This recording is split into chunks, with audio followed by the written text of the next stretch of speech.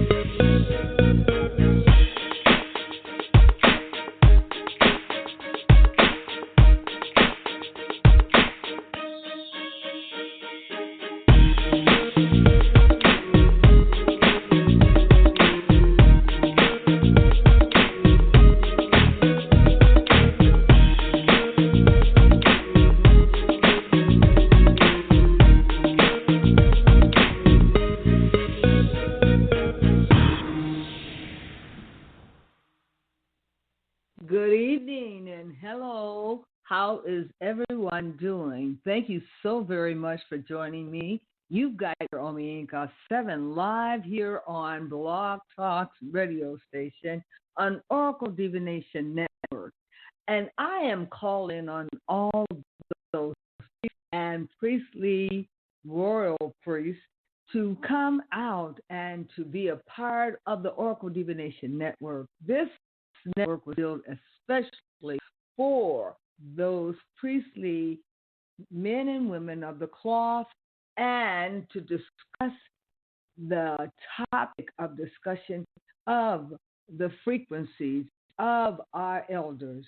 We do have some great elders out there that are doing some fantastic things in the area of magic and clairvoyant work.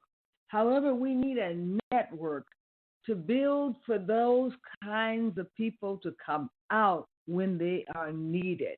This is a definite time when they are needed.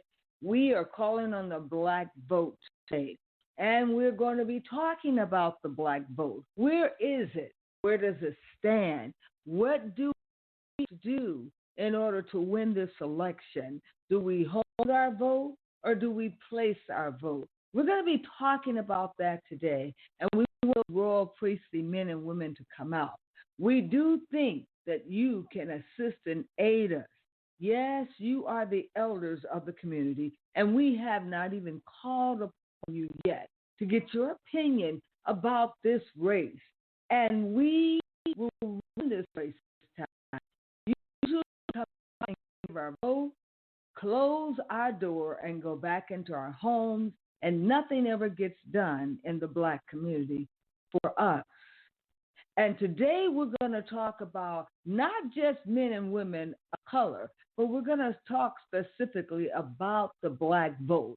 How and what can those contestants out there do for the black men and women? What has to be done this time, which we cannot have in the past? We've got a number of problems with the judicial system, with our men in blue. We have a problem where the judicial system needs overhauling altogether. We have a serious problem that we are going to have to take on with, and we're having a discussion on where are you going to place your vote, black man and women. Everyone's asking us. We're getting phone calls. I'm getting phone calls from people like I'm a celebrity. They want to know my opinion about the political race and where would I place my vote and who are the candidates that I'm going to endorse. Now, that is a private question, of course, and sometimes you don't know what you're going to do until you get to the polls, and you definitely don't want to share that with someone outside of your circle to tip your hand where you're going in. This is a strategy type of situation, and if we are going to win in the categories that we're looking for help in, we're going to have to keep our mouths closed about our final vote, because the final vote belongs to you, not to anyone else for voting. But we're going to talk about some issues today, which I think you all could benefit from. If we don't address these issues, now, I'm going to ask you to pick up your phone lines tonight and to call in. And for those of you who are out there who are wondering about your black vote, do call in tonight to discuss it with us at 516-453-9208. You can call in at that number and voice your opinion. We are talking about the black people's vote. The black people's vote is on the line right now, and it's being called upon by every political party, our Democrats as well as our Republicans. And at one time, they were at the point where they were coming out to get your vote and to demand that you tell them which direction you were going in. But we've got a lot of serious problems that we can't afford to lose. Now, we do know Biden is out there biting for his vote, and we know all the things in the records that show what Biden stood for, as well as Mrs. Harris as well. We cannot become jaded overnight just because we have somebody that's a Barack Obama supporter. We have to think about what did Barack Obama do? And if he's supporting Biden, how do we figure he's going to carry out a mission for us African Americans? We got to think seriously about that. And we got to find out if Biden is his own man. Can he carry and tote that veil? And can he carry the weight all the way, not only to the polls, but to the White House? Can he continue to assist black people in the manner that we need help in? Now, I want to say something that a lot of you will not like, but I have to say it because it's a pandemic, a crisis. Now, most people think that Trump had the responsibility of alerting the general public and getting them excited and overactive about the pandemic. However, he calmed people down, and that's what leaders do. They calm the people down until they get all the facts, just the facts. And then they began to employ the people to take high directions and specific directions to avoid any calamities. Now, I think Trump was rather cool. That was the coolest thing he ever did, was when he didn't alert the people. Even if he alerted them any faster, things would not have happened. You would have had people trampling over each other and a lot of people dying because of distress.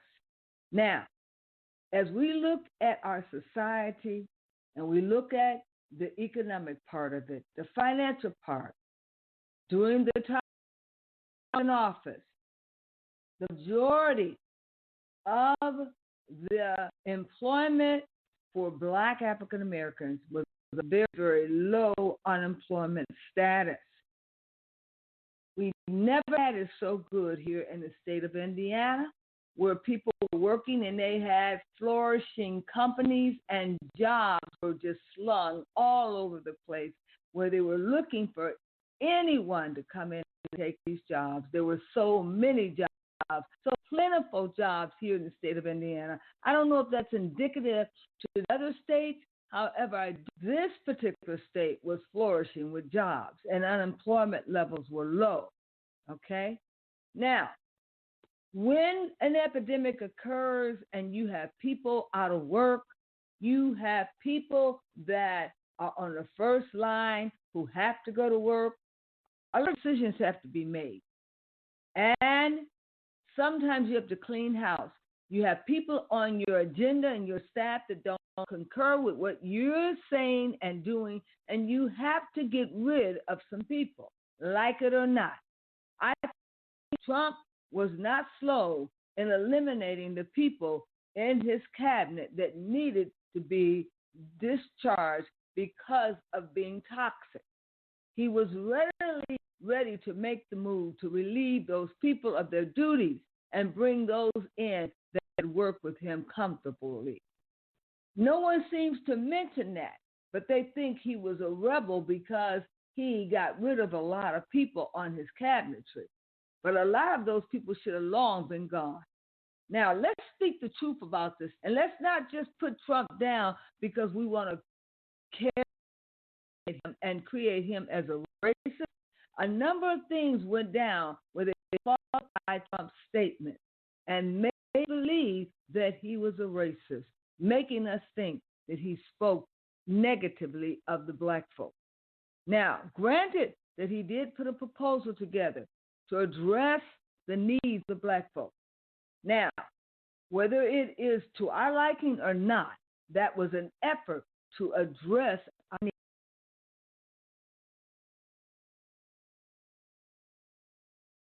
On the first day of Christmas, my true love gave to me a partridge in a pear.